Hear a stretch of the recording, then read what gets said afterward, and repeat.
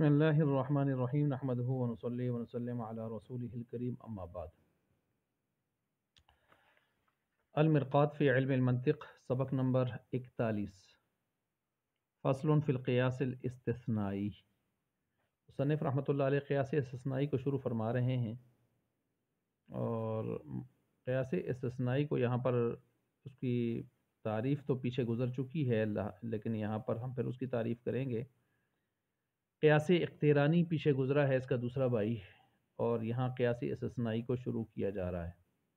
تو قیاس اقترانی کی تعریف تو پیچھے پڑھ لی ہم نے، اور پھر اس کی قسمیں ہیں اگر ہم دیکھیں تو شرطیہ متصلہ ہوگی یہ استثنائی یا منفصلہ ہوگی، اور اسی طرح جو ہے جب قیاسیہ متصلہ ہو تو اس کے اندر جو ہے وہ نتیجہ دینے کے دو طریقے ہوں گے کہ نمبر ایک عین مقدم کا استثناء کریں گے تو نتیجہ عین تالی آئے گا۔ نمبر دو نقیض تالی کا استثناء کریں گے تو نتیجہ رفع مقدم یعنی مقدم اٹھ جائے گا۔ یہ قیاس استثنائی شرطیہ متصلہ کی میں بات کر رہا ہوں، اور دوسرا اس میں ہے جو ہے وہ شرطیہ منفصلہ کے اعتبار سے ہے۔ قیاس استثنائی شرطیہ منفصلہ، اس میں نتیجہ دینے کے اعتبار سے بظاہر تو دو صورتیں ہیں، لیکن ان صورتوں کو جب ہم ان کی تین قسموں کے اعتبار سے دیکھتے ہیں، تین قسموں سے مراد ہے منفصلہ کی مانعۃ الجمع، مانعۃ الخلف اور حقیقیہ، تو پھر یہ یہاں پر چار صورتیں بن جاتی ہیں۔ کتنی صورتیں بن جاتی ہیں؟ چار صورتیں کس اعتبار سے بن جاتی ہیں؟ تو اول یہ کہ عین مقدم کا استثناء کریں گے تو نتیجہ نقیض تالی آئے گا۔ دوم عین تالی کا استثناء کریں گے تو نتیجہ نقیض مقدم آئے گا، الٹ ہو جاتا ہے۔ سوم یہاں پر تیسری قسم یہ بنے گی کہ نقیض مقدم کا استثناء کریں گے تو نتیجہ عین تالی آئے گا، اور چوتھی بنے گی نقیض تالی کا استثناء کریں گے تو نتیجہ عین مقدم آئے گا۔ ٹھیک ہے، اب ان میں یہ جو پہلی دو صورتیں ہیں وہ مانعۃ الجمع کے اندر جمع آئیں گی، اور دوسری دو صورتیں جو ہیں وہ مانعۃ الخلف کے اندر آئیں گی۔ اور حقیقیہ میں چونکہ مانعۃ الجمع مانعۃ الخلف دونوں موجود ہوتے ہیں تو اس وجہ سے حقیقیہ میں یہ چاروں کی چاروں صورتیں جمع ہو سکتی ہیں۔ یہ تو میں نے آپ کے سامنے رکھ دیا ہے خلاصہ، ٹھیک ہو گیا۔ اب اس سبق کو ہم ذرا اور قریب سے ہو کے دیکھتے ہیں۔ تو اس سبق کے اندر ایک تو قیاس استثنائی کو یہاں سے شروع کیا گیا۔ قیاس استثنائی قیاس حملی کا اقترانی کا بھائی ہے۔ اقترانی اس لیے کہتے ہیں کہ اس میں حرف استثناء نہیں ہوتا، سیدھا قضیہ حملیہ ہوتے ہیں، تو اس وجہ سے گویا موضوع محمول اور حد اوسط ملے ہوتے ہیں، ان میں اس استثناء سے حرف استثناء سے کسی چیز کو جدا نہیں کیا جا رہا ہوتا۔ اس استثنائیہ تو اس کو اس لیے کہتے ہیں کہ اس میں حرف استثناء ہوتا ہے جو کسی کو کسی سے جدا بھی کر رہا ہوتا ہے۔ اب اس کی ترکیب کیسے ہوتی ہے؟ تو اس کی ترکیب میں ایک شرطیہ ہوتا ہے، قضیہ شرطیہ میں آپ کو پتہ ہے مقدم تالی در حقیقت دو جملے ہوتے ہیں، ٹھیک ہے۔ اگر حرف شرط کو ہٹا دیا جائے تو دو قضیہ حملیہ ہوتے ہیں اس میں، تو دو قضیہ حملیوں کے اوپر حرف شرط کو لایا جاتا ہے تو ایک قضیہ شرطیہ بن جاتا ہے۔ پھر اس کے بعد حرف استثناء کو لاتے ہیں، حرف استثناء الا ہو یا اس کے اخوات دیگر جو ہیں لاکن وغیرہ وہ ہوں، تو یہ آ کے حرف استثناء آ جاتا ہے۔ اس کے بعد پھر ایک قضیہ حملیہ آتا ہے، اور پھر اس کے بعد آخر میں چوتھا حملیہ جب آتا ہے تو وہ فا کے ساتھ نتیجہ کے طور پر سامنے آتا ہے، یہ استثنائیہ بن جاتا ہے۔ استثنائیہ کی تعریف یہ ہو گئی۔ اس کی تعریف میں یہ بات بھی گزری تھی کہ اس میں نتیجہ یا نقیض نتیجہ بالترتیب پیچھے جو مقدمات ہیں صغرا کبرا کہتے ہیں، یا جو پیچھے دو مقدمے ہوتے ہیں ان کے اندر مقدم تالی کہتے ہیں، مقدم تالی کے اندر یہ موجود ہوتے ہیں، مقدم یا تالی کے اندر یہ موجود ہوتے ہیں۔ جو نتیجہ بعد میں آتا ہے وہ نتیجہ بعینہ ہی یا اس کی نقیض پیچھے مقدمات میں یعنی مقدم تالی کے اندر موجود ہوتی ہے۔ صحیح ہو گیا۔ اب یہ بنیادی کچھ چیزیں میں نے آپ کے سامنے رکھی۔ اب اس میں نے عرض کیا تھا کہ یہ جو قیاس استثنائی شرطیہ متصلہ ہے اس کے نتیجہ دینے کے دو طریقے ہیں۔ پہلا طریقہ بتایا تھا کہ عین مقدم کا استثناء کریں تو نتیجہ عین تالی آئے گا، عین مقدم، جیسے کلما کانت الشمس طالعۃ، جب بھی سورج ہوگا طلوع، کان النہار موجودا، دن ہوگا موجود۔ یہ دیکھیں دو قضیہ شرطیہ آ گیا اور اس میں قضیہ حملیہ ہم موجود ہیں۔ کلما کانا، یہ اس کے اوپر جو ہے شرط کا اضافہ ہو گیا تو دو حملیوں کو شرطیہ بنا دیے، قضیہ شرطیہ بنا دیا ایک۔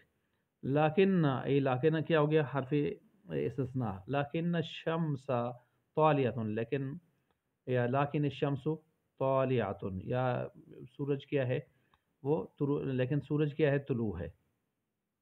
اب دیکھیں یہاں پر لیکن سورج کیا ہے؟ طلوع ہے۔ کلما کانت الشمس طالعۃ کان النہار موجودا لیکن الشمس طالعۃ، اچھا، یا لیکن الشمس طالعۃ جو کہتے ہیں۔ اچھا، اس کے بعد فالنہار موجود، یہ نتیجہ نکلا۔ فالنہار موجود، یہ عین مقدم کے استثناء کیا ہے، عین مقدم، ٹھیک ہے۔ تو لیکن الشمس طالعۃ، یہ الشمس طالعۃ، کلما کانت الشمس طالعۃ، یہ مقدم تھا نا، لیکن الشمس، یا لیکن الشمس طالعۃ، یہ اسی مقدم کو اٹھا کر دوبارہ لایا گیا ہے اور حرف استثناء کے ذریعے سے اس کا استثناء کیا ہے۔ تو نتیجہ کیا آئے گا؟ عین تالی آئے گا۔ تالی کیا تھا؟ کان النہار موجودا، تو نتیجہ کیا ہے؟ فالنہار موجود، تو عین تالی اس کا نتیجہ آ گیا۔ یہ پہلا طریقہ ہے۔ دوسرا طریقہ، نقیض تالی کے استثناء کرے تو نتیجہ رفع مقدم آئے گا، جیسے کلما کانت الشمس طالعۃ، جب بھی ہوگا سورج طلوع، کان النہار موجودا، دن ہوگا موجود، ٹھیک ہے۔ اب کہتے ہیں لیکن النہار لیس بھی موجود، لیکن دن موجود نہیں ہے، یہ کس کے استثناء ہو رہا ہے؟ تالی کا۔ کان النہار موجودا، تالی تھا نا، ہے دن موجود، اب اس کو استثناء کر کے الٹ کر دیا، لیکن النہار لیس بھی موجود، لیکن دن موجود نہیں ہے، تو تالی کا استثناء کیا۔ تو آگے دیکھیں مقدم کا بھی استثناء ہو جائے گا، تو نتیجہ آئے گا فالشمس لیست بطالعۃ، مقدم کیا تھا ادھر سے؟ کلما کانت الشمس طالعۃ، اس کو الٹ کیا، فالشمس لیست بطالعۃ، نقیض مقدم، اس کا نتیجہ آ گیا۔ یہ دو صورتیں کس میں چلتی ہیں؟ قضیہ استثنائیہ شرطیہ متصلہ میں۔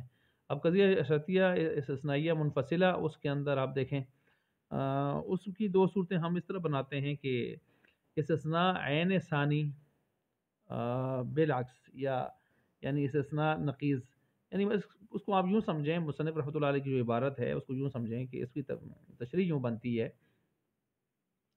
کہ مقدم اور تالی میں سے کسی ایک کے عین کا استثناء کیا جائے تو دوسرے کی نقیض، نتیجہ دوسرے کی نقیض ہو کر آئے گا۔ مقدم تعلیم میں سے کسی ایک کے عین کا استثناء کر دیا جائے، عین کا، تو دوسرے کی نقیض نتیجہ میں آئے گی۔ بس اگر مقدم کا استثناء کریں گے، عین کا، مقدم عین مقدم کا، تو نتیجہ نقیض تالی آئے گا، اور اگر عین تالی کا استثناء کریں گے تو نتیجہ نقیض مقدم آئے گا، اور اس کے برعکس یعنی ان دونوں میں سے کسی ایک کی نقیض کا اگر استثناء کریں گے تو نتیجہ دوسرے کا عین آئے گا، یعنی ایک طرف سے نقیض آ رہی ہے، دوسری طرف سے عین آ رہا ہے، جس طرف سے بھی آپ اٹھا لیں۔ الغرض، یہ پھر کتنے طریقے بن جائیں گے؟ 4۔ اب 4 طریقے کون سے بنیں گے؟ مثلا اول میں یہ ہوگا عین مقدم کا استثناء کریں تو نتیجہ نقیض تالی ہوگا، اور دوم ہوگا عین تالی کا استثناء کریں تو نتیجہ نقیض مقدم ہوگا، ایک طرف عین ایک طرف نقیض۔ سوم، نقیض مقدم کا استثناء کریں تو ادھر سے نتیجہ عین تالی ہوگا، اور چوتھا اس کے الٹ ہے، نقیض تالی کا استثناء کریں تو نتیجہ عین مقدم ہوگا۔ سمجھ آ گئی؟ ایک کا عین دوسرے کی نقیض، پھر مقدم اور تالی مخالف جہتوں سے، یہ 4 صورتیں بن جاتی ہیں۔ اب پہلی 2 صورتیں جو ہیں وہ مانعۃ الجمع کے اندر آتی ہیں، اور دوسری 2 صورتیں کس میں آتی ہیں؟ مانعۃ الخلف کے اندر آتی ہیں، اور حقیقیہ میں چونکہ یہ دونوں مانعۃ الجمع مانعۃ الخلف اکٹھے ہوتے ہیں تو اس وجہ سے وہاں 4 صورتیں لگ سکتی ہیں۔ مثال کے طور پر مانعۃ الجمع میں جیسے اس میں ہم کہہ سکتے ہیں کہ دائماً اما یکون ھذا شیء شجرا او حجرا، ٹھیک ہے، یہ قضیہ شرطیہ منفصلہ مانعۃ الجمع ہے۔ دائماً اما یکون ھذا شیء شجرا او حجرا، ہمیشہ یہ اسے ہوگا کہ جب بھی ہوگی یہ کوئی چیز شجر، یا جب بھی ہوگی یعنی یہ چیز یا تو پھر شجر ہوگی یا تو کیا ہوگی؟ حجر ہوگی، دونوں تو نہیں ہو سکتی نا، شجر حجر دونوں ہو جائے، پتھر بھی ہو درخت بھی ہو، ٹھیک ہے۔ اب اس کا عین مقدم کا استثناء کریں اور یوں کہیں لکنہ شجر، لیکن وہ تو شجر ہے، ٹھیک ہے، تو نتیجہ نقیض تالیہ آئے گا، فہو لیس بحجر، پھر دوسرا پتھر نہیں ہے، پھر وہ پتھر نہیں ہے جب شجر ہے تو۔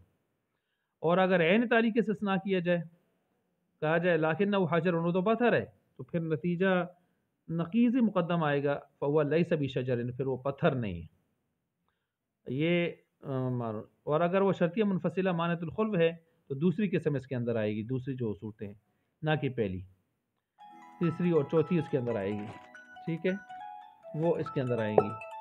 تو بہرحال وہ تیسری اور چوتھی جو اس کے اندر آئیں گی، مثال کے طور پر دائما اما یکون زید فی البحر او ولا یغرق، یہ شرطیہ منفصلہ مانعۃ الخلو ہے۔ اب نقیض مقدم کا استثناء کیا جائے اور کہا جائے لکنہ لا فی البحر، تو نتیجہ عین تالی آئے گا، فہو لا یغرق۔ اور اگر نقیض تالی کا استثناء کیا جائے اور یوں کہا جائے لیکنہ یغرق، تو نتیجہ عین مقدم آئے گا، فہو فی البحر۔ تو اس طرح یہ بنیں گے۔ باقی رہ گیا حقیقیہ، تو میں نے کہا اس میں چاروں فٹ ہو سکتے ہیں حقیقیہ۔ مثال کے طور پر اگر ہم اس میں کہہ دیں، اس کی مثالوں کو جو لے لیں کہ جیسے ہم کہہ دیں کہ هذا العدد اما زوج او فرد، یہ عدد یا زوج ہے یا فرد ہے۔ تو اب اگر اس میں عین مقدم کا استثناء کریں لیکن زوج، تو نتیجہ نقیض تالی آئے گا، فهو ليس بفرد۔ اور اگر عین تالی کا استثناء کیا جائے تو یوں کہیں گے لیکن فرد، تو نتیجہ نقیض مقدم آئے گا، فهو ليس بزوج۔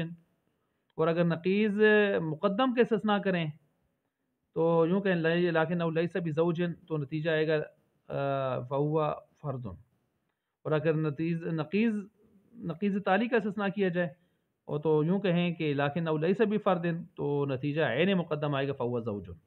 اب دیکھ لیں یہاں پر حقیقیہ میں چاروں صورتیں گٹھی ہو رہی ہیں، کیونکہ مانعۃ الجمع مانعۃ الخلو دونوں اس کے اندر آتے ہیں۔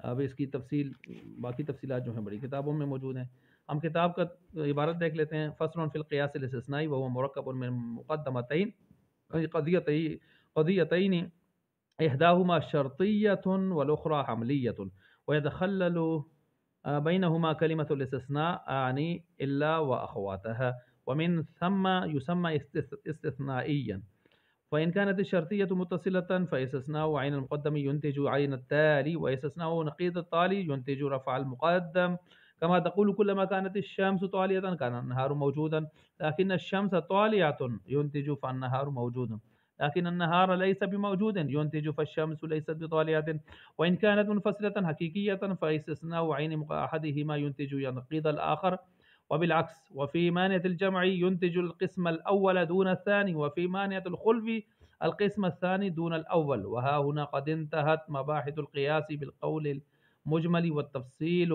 مأكول مفوض إلى الكتب الطوال، والآن نذکر طرفا من لواحق القیاس۔